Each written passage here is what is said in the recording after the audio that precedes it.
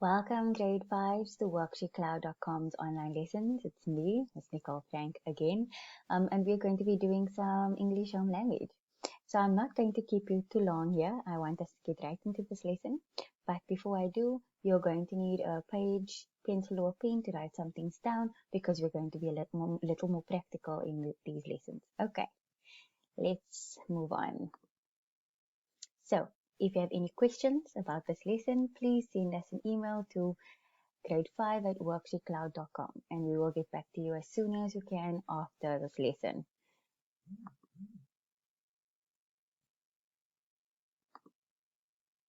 So today we're going to be looking at figures of speech, okay? I know in our previous lessons we focused primarily on language and parts of speech in context, etc. But today's lesson is going to be different. Is that we're going to shift gears now and focus on figures of speech. And I know some of you are there thinking, weren't we doing that all along? No, but figures of speech, because figures of speech is much different from parts of speech. So the outcomes for this lesson are, you should be able to identify figures of speech.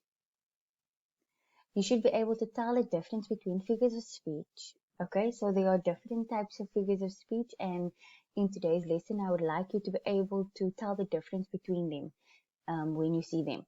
Okay, and then make up your own figures of speech. So the primary goal would be for you to be able to make up your own figure of speech. So if you're going to be focusing on similes, for example, I would like you to be able to make up your own simile by the end of this lesson.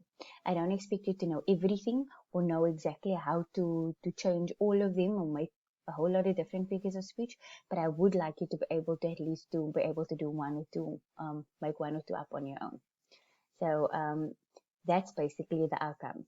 So moving on, what are figures of speech? Okay, and no, grade 5s, they are not parts of speech. There is a very big difference between them. Okay, parts of speech are words in the sentences that have a specific function, like adjective, verb, adverb, etc. Okay, and we've covered some of that in our previous lessons. Figures of speech, on the other hand, they are non-literal. Okay, so they are literally devices that makes poems, stories, or text more creative and imaginative. So they basically give us a little bit more oomph in our stories, okay, or a little more excitement in our poetry. And you're going to see that as we go on. They are based in a non-literal sense. So that means that they are not facts, okay? I could say the boy is wearing blue, okay? And that is the fact, he's wearing blue. But figures of speech kind of changes it up a bit and say something like the blue the boy is wearing is like the sea, okay? Obviously it's not the sea. So it's basically just me trying to spice it up a bit, okay? And then figures of speech create effect, description, or humor in a text. Like I said, it creates that oomph, that spice in a story or a text, and especially poetry, because that's where we actually see it the most. Figures of speech, when we say something, it creates an effect into the reader or the audience, and that is what you want to happen, okay, when you are writing or you're creating your own figures of speech. So I'm going to just recap quickly and say that figures of speech are literary devices that makes poems, stories, or text more creative and imaginative. They are based in a non-literal sense. So that means that they're not literal, not based on fact. Okay, and that's something that you need to know as we're going to move forward. So let us learn a few. The first one we're going to look at is a simile. Okay, a simile is a direct comparison between two things, objects, people, but we use the words as or like. And these words will tell us or indicate to us that, oh, this is a simile. So let's see our examples, okay? That boy is as tall as a giraffe. Now, what we're trying to say in the sentence? We're trying to say that the boy is tall. That's what we're trying to say. So I could have said that. I could have said the boy is tall. That's very literal, and it's also a little bit boring, okay? So I added in that boy is as tall as a giraffe, okay? And here we have a giraffe. And now we can actually use this to help us create the effect that, wow, this boy must be super tall. Okay. And then another one would be, Selena Gomez is as pretty as a sunset. Okay. Again, we are looking specifically at a person when we're comparing it to a sunset. Now, sunsets are beautiful, but is Selena Gomez just like a sunset? No. So we're trying to create an effect here. James can be like a horse in the wild. Okay, so now you're saying, oh, James is pretty wild, or he's naughty, he doesn't listen. I could say James is naughty, or James is wild, and that would kind of give an idea. Okay, but if I'm saying he's like a horse in the wild, now I'm trying to say that, hey, James is being very out of hand now, okay, and he's going crazy, because imagine a horse. Look at that horse over there running around in the wild. You can imagine that, right? And that's what we want to do, give you that imagination about what exactly James is like. Okay, because James isn't a horse. So it's not literal. We are basing it on a figurative sense that James is being very wild, and I'm comparing him now to a horse. So what I want to just highlight quickly before I move on to the next slide is the following. That a simile is a direct comparison between two concepts, people and objects, okay? Using the words as or like. And I'm trying to emphasize on that, because when we move on to a metaphor, it's also a direct comparison, but it does not use the word as or like. So if you want to find out if it's a simile, you look for the words as, like here. Okay, I'm drawing circles around it. And here we have like. And that tells me that it is a simile.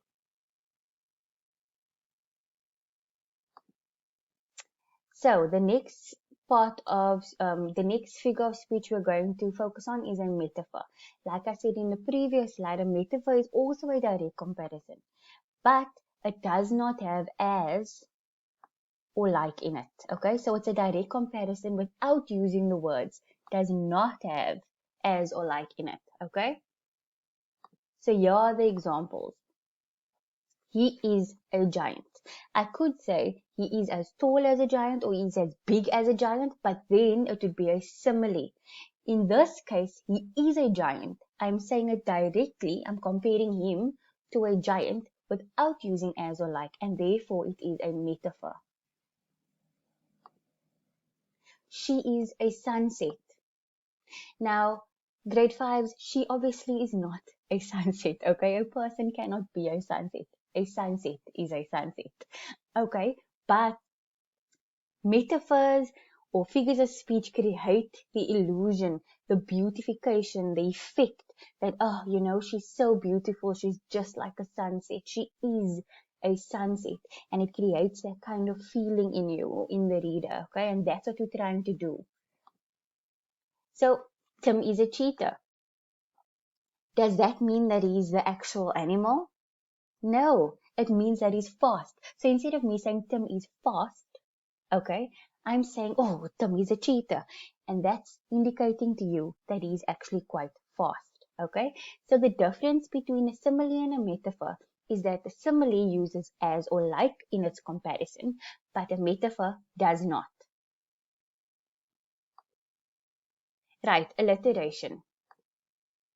Alliteration is the repeated use of consonant letters in the front of consecutive words or closely connected words.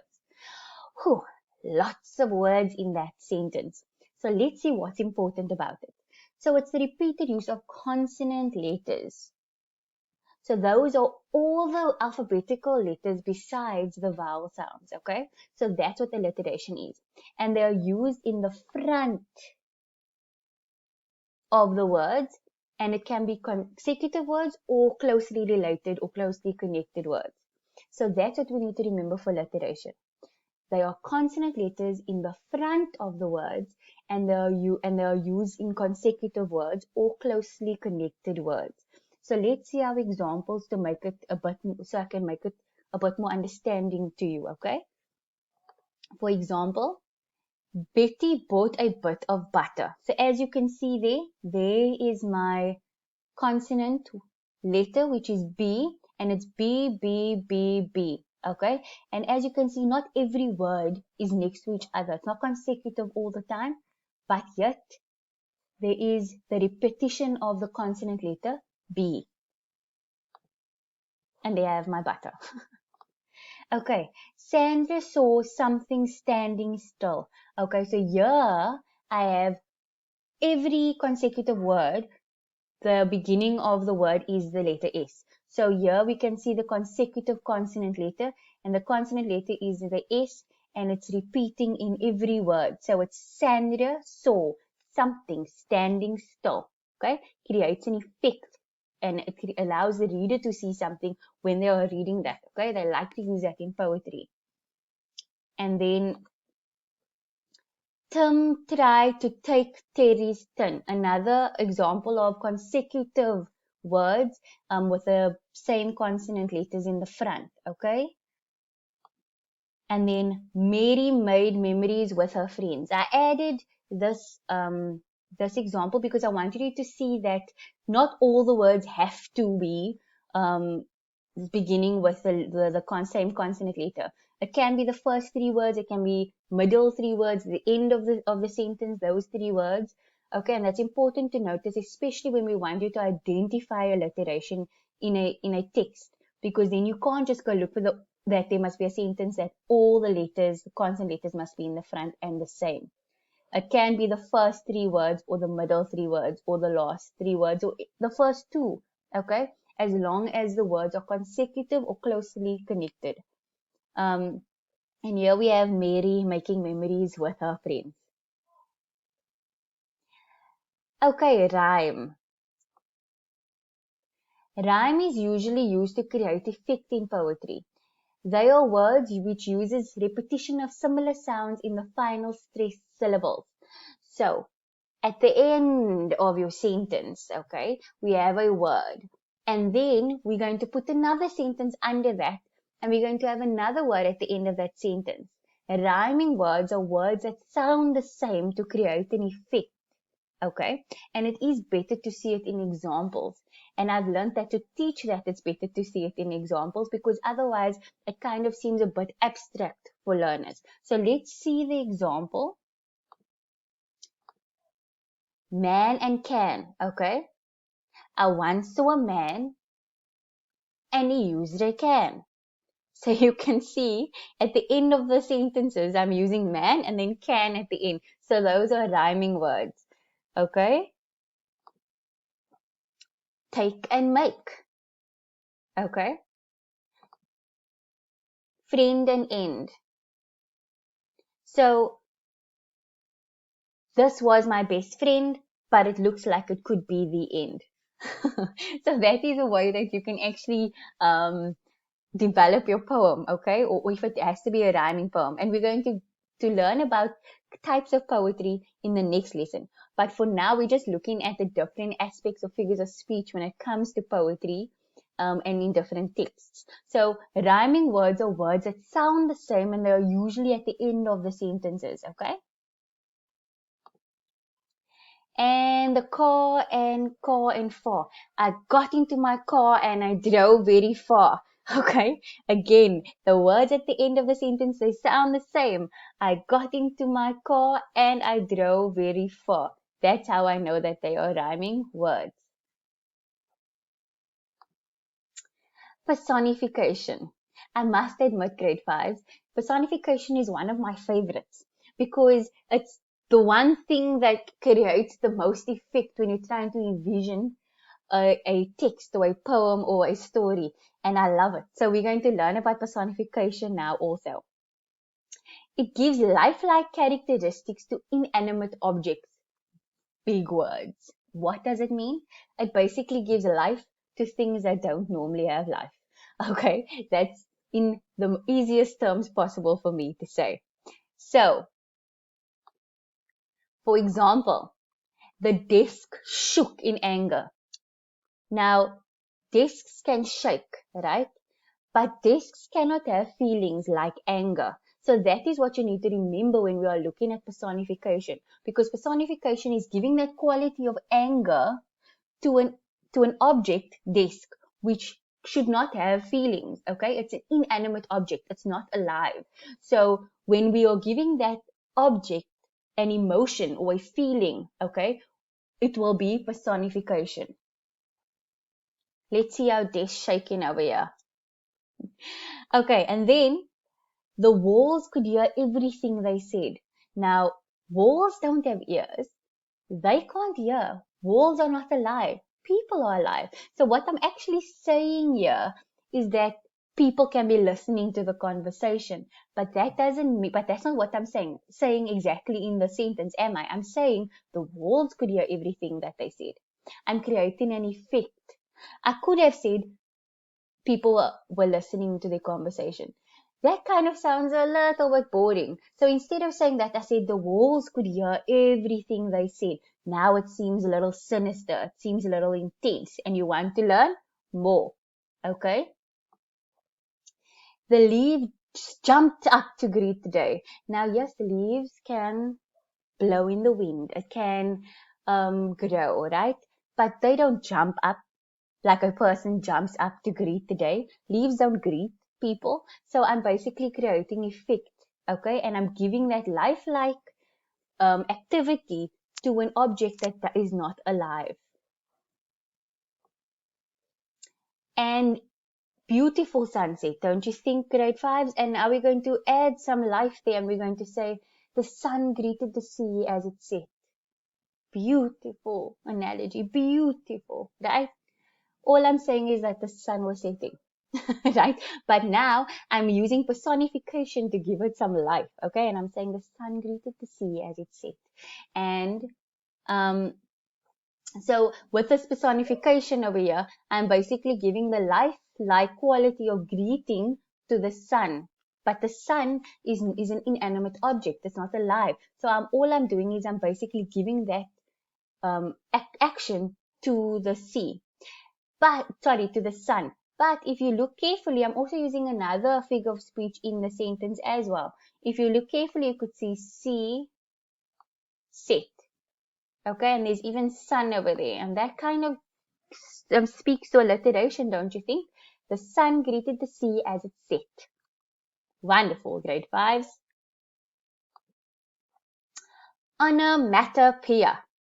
Okay, and I've included saying it again because I believe that it's a mouthful. So, onomatopoeia. Okay, that's how you say the word. What is onomatopoeia? Onomatopoeia is when a sound is associated with what is named. Like woof. Woof is a sound that a dog makes.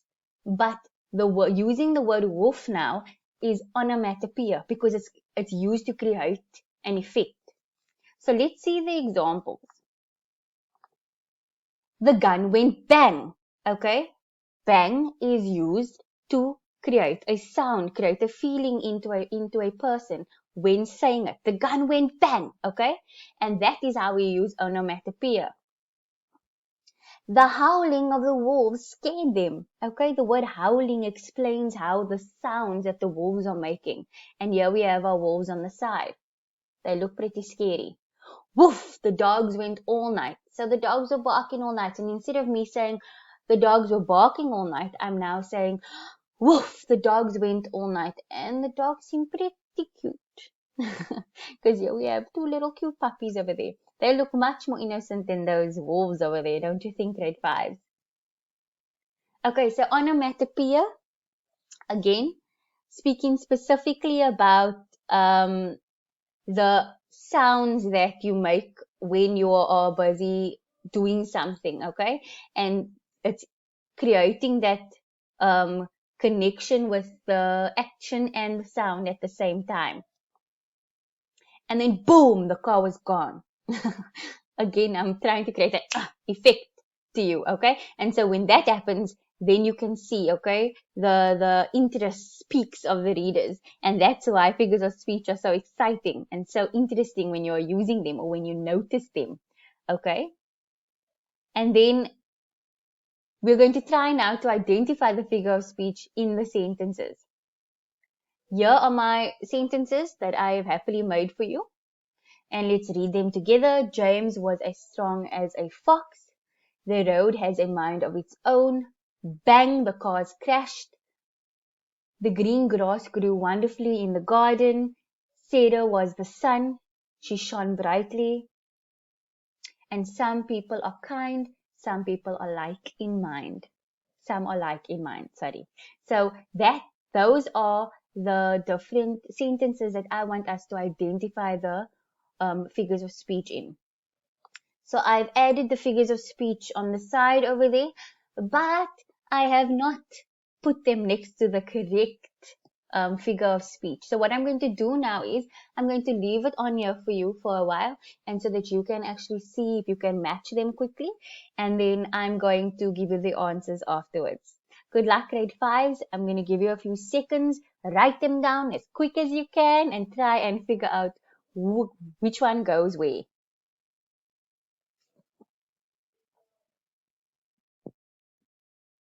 If you can't remember grade 5, just go back in in the video so that you can check to see maybe you missed something along the way, okay? But after this, I am going to do a little recap. But before you get there, try and go back quickly and see if you forgot something, okay?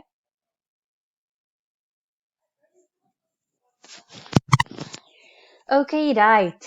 Let's get into this, okay? I'm going to choose a different color quickly so that it can be a little bit more visible to you. Let's go with purple. So, James was as strong as a fox. What's giving this one away?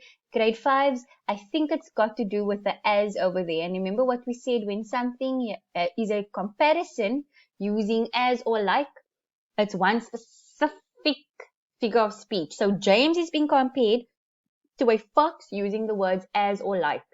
So, you should have gotten dum, dum, dum, a simile. I hope you all got that one. Okay? Then, the road has a mind of its own. Can a road have a mind?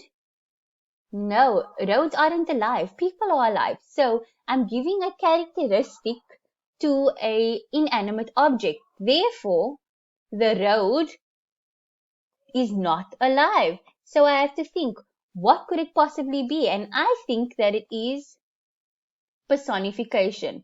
If you got personification, well done, grade 5s. Bang, the cars crashed.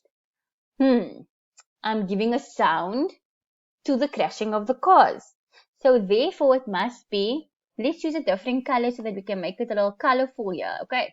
Therefore it must be onomatopoeia. Very good, grade 5s. Okay, the green grass grew wonderfully in the garden. Oh, can you picture that in your minds, grade 5s? The green grass grew wonderfully in the garden. Wonderful, right? So, what's giving it away? Green grass grew wonderfully in the garden. And now I can see it. I see it. It is alliteration. Good. Again, let's choose a different color so that we can color up our screen over here. Okay, so Sarah was the sun. She shone brightly. Sarah was the sun? So basically telling me how bright Sarah is, and it's comparing Sarah to the sun without using as or like, so it must be a metaphor. Good. But this one also has another one in it, and I'm sure a lot of you recognized it. It also had alliteration in it, and a lot of the time you're going to see both, or see a few in the same sentence, okay? So it also had alliteration in it. If you pick that up, grade 5s, well done. Then some people are kind, some are like in mind. Okay, so there we also have a nice one over there, don't you think? And it is basically telling me something about the ends of the words, okay? So the ends of the sentences, sorry. So now we are looking at the words kind and mind, and we can actually see that they sound very similar. Some people are kind, some are like in mind. They are rhyming words. And even though you probably figured this out because it's the last sentence and the last figure of speech, I want you to understand why we are going with that one, okay? So this one is right on top over there, so we're going to have to draw our arrows like that.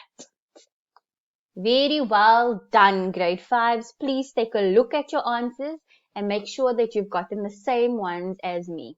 Like I said, sometimes the sentences will have two figures of speech in them. Like Seda was the sun, okay, it was predominantly a metaphor, but you could have also picked up that there was alliteration in it, okay?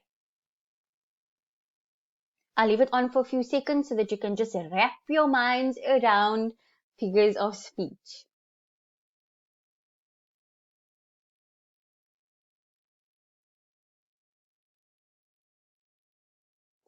Okie dokie. Making up your own figures of speech. So I'm going to do this very basically for you so that we can do it at the basic level and we can always build it up in another lesson. Okay, so Tamia smiles at her mom.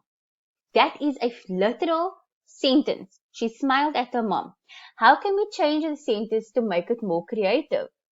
So Tamia sneakily smiles at her meticulous mom. What did I add to that sentence?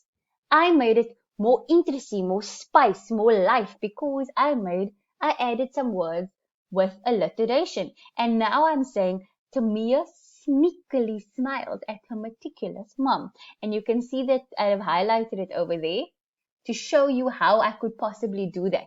So instead of saying Tamia smiles at the mom, I'm describing exactly how she's smiling at the mom and what her mom's like. As you can see, the one is an adverb, which is describing the way she smiles, and the other one is an adjective, which is describing the mom, okay? So now my sentence is a little bit more spicy. It's a little more fun, okay? And I can play around with it a bit more.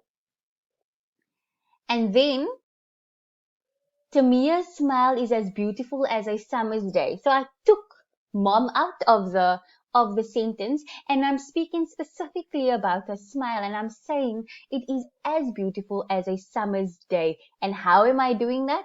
I'm now using a simile, okay? I've created a simile. So grade 5s, I want you to look at that sentence, Tamia smiles at her mom, and see if you can change it up in any way that you can. Remember, the two that I've shown you is just two that I've made up. But the learning needs to take place in your home with you. So I'm going to give you a few seconds to see if you can play around with the sentence. And remember, at this stage, it's not about what's wrong or right. It's about how much we try, okay? So let's give it an attempt, grade 5. I'll leave it on for a few seconds for you.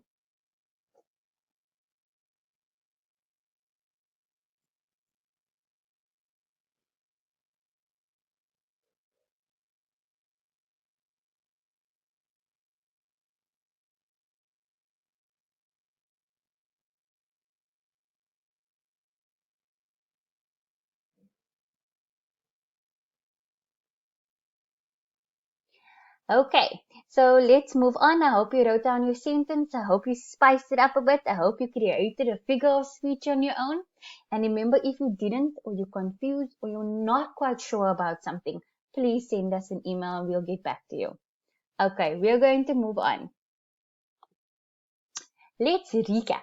So we're going to go over the different figures of speech that we learned in this lesson quickly so that we can just take ourselves back. So when you're doing your activities, which is provided for you after this lesson, you kind of have an idea of what you need to be focusing on. So a simile is a direct comparison using the words as or like. And I'm going to highlight this because I like it when you can see what I'm talking about. A metaphor is a direct comparison without using the words as or like. Personification is giving lifelike qualities to inanimate objects. Things that are not alive, I'm giving lifelike characteristics, lifelike qualities or feelings to those things. Rhyme, words that sound similar at the end of sentences, and it's usually used in poetry, like I'm getting into my car, I'm driving very far, I can see a star. So those words at the end of those sentences, they are rhyming. Okay? Onomatopoeia, sounds written in sentences. Bang went the gun. Boom, the car crashed. Okay? Those words or those types of words used in a sentence, that's onomatopoeia. And then alliteration is repetitive consonants in the beginning of the words. And I see I have covered the words over there, and so I'm moving out of your way. So repetitive consonants in the beginning of words, okay? And like green grass growing, okay? Sally saw something. So those consonants at the beginning of those words, they repeat, okay? But it doesn't necessarily have to be consecutive words or words right next to each other, as long as they are connected, okay? So that is us recapping the different figures of speech. So, have you met the outcomes? Can you identify figures of speech? I hope you can. Tell the difference between figures of speech. So, be able to tell me what a simile is versus a metaphor, for example. Make up your own figures of speech. And if you are able to meet those outcomes, great. If not, please pop us an email, grade 5s, and we'll be happy to get back to you. So you can send any questions about this lesson to grade 5 at WorksheetCloud.com. An activity is provided for you after this lesson. And in the next lesson, you will be learning about poetry. So from this lesson, we're going to go into poetry and how we can basically understand or see the imagery or the visual literacy regarding poetry, as well as the different types of figures of speech you get in poetry. And the activity that's provided for you after this lesson, you can find it where you found this video. It's also attached there, and there is a memo, so you can check your answers to see whether you got the questions right or wrong. Again, grade 5, it's been a pleasure. I hope that you enjoyed this lesson, and I will see you next time. Goodbye.